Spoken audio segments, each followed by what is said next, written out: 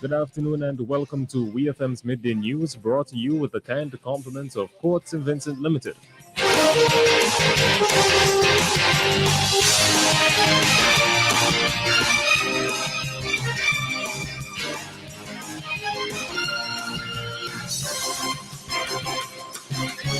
Jump in the line this carnival season with Quartz Ready Cash. Get a loan of up to $20,000 to help you get ready for the road. Plus, with any loan of $5,000 or more, we will pay your first installment. Also, you pay zero deposit and you get cash in hand in as little as 24 hours. There's nothing to pay for 60 days and we have the most flexible payment terms. Don't miss the vibes this carnival. Call us at 456-1325 for more information or visit www.readyfinancecaribbean.com. Conditions apply. Quartz Ready Cash. Ready when you are.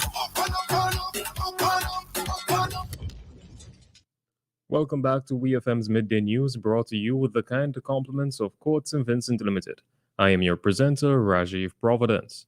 First, on the local scene, of the 35 Rose Place fishing vessel operators that are to be compensated, 31 have signed compensation agreements with the government so far, with the remaining 4 already having indicated their willingness to sign. This was disclosed by the Prime Minister Dr. Ralph Gonsalves while speaking on radio yesterday. We hear more from the Prime Minister. We are talking now about the fishers. Remember, we said there were 35 boat operators, the Tyson boats. 31 of them have already signed on to the agreement, and most of those have already been paid monies between $18,000 and $27,000. So 31 out of 35, we have 4 outstanding. But those 4 outstanding have indicated that they're coming in, but they were busy sorting out their spots to move to in Lomas. That was the Prime Minister, Dr. Ralph Gonsalves. The placement of students to secondary schools will be finalized by Friday, July 1st. The Minister of Education, Curtis King, said the Ministry of Education is hoping to have the list out to all schools by then. King said each year there is a challenge with parents wanting their children to attend certain secondary schools. However, there is an equitable distribution of resources at all schools, so students should not feel disadvantaged attending one school or the other, Minister King said. He insisted that students are presented with equal opportunities across the board because the government has made a valiant effort to make sure resources are available at all secondary schools, and that is an equitable distribution. Therefore, parents should not have reservations about sending their child to any secondary institution in the country. Minister King is currently attending the Caribbean Ministerial Meeting on School Safety in St. Martin.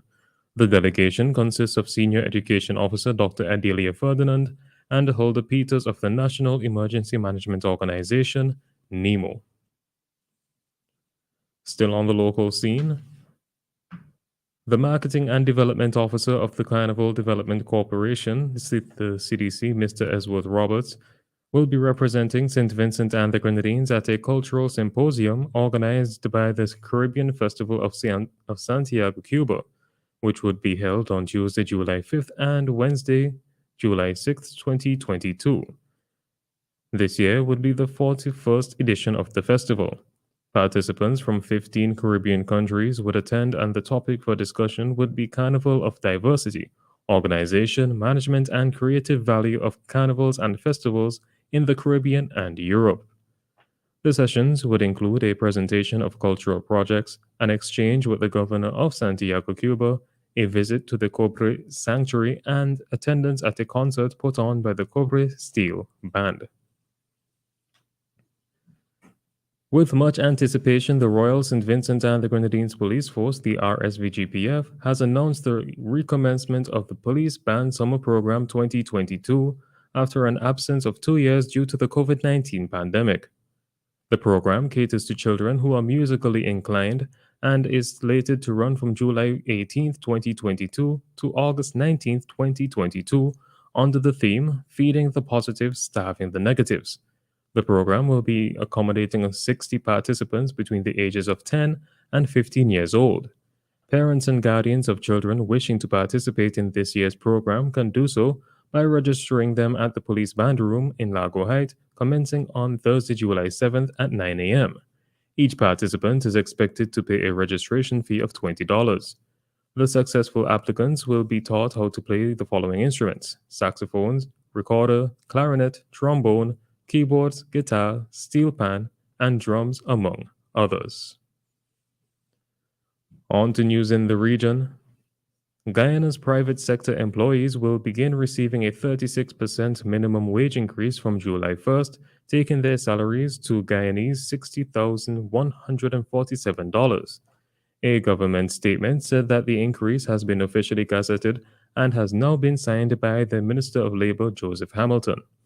The statement said that the move is a fulfillment of a commitment made by the government soon after coming to power in the controversial 2020 elections that was won by the People's Progressive Party Civic.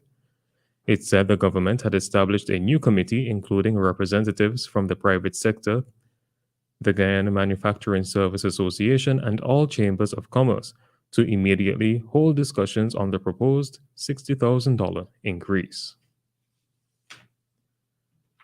Grenada, Carriacou, and Petite Martinique will soon know the names of the new government ministers who will form the cabinet of Prime Minister Dickon Mitchell's administration.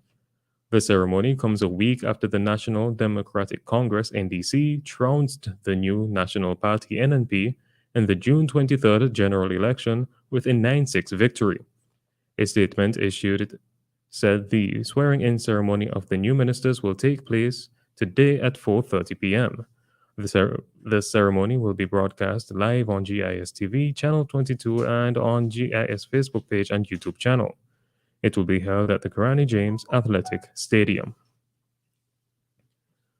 On the international scene, the suspected driver of a truck found abandoned in Texas with dozens of bodies inside has been charged with migrant smuggling, resulting in death.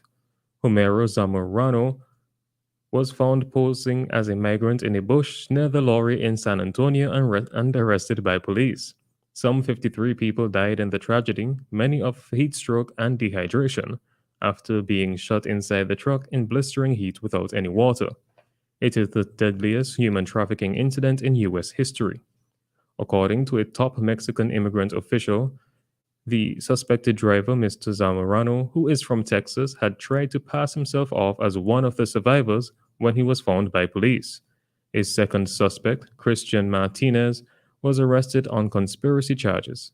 Federal prosecutors say investigators found him after searching through Mr. Zamorano's phone and discovering the pair had been communicating.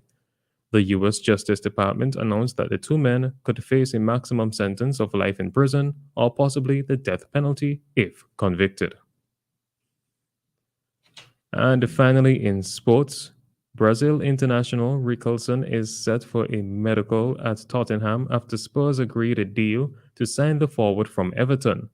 The move will be worth more than £50 million, but there are some minor issues to be finalized over the exact fee. Personal terms have been agreed with Richarlison, and barring any unexpected issues, the transfer should be concluded today.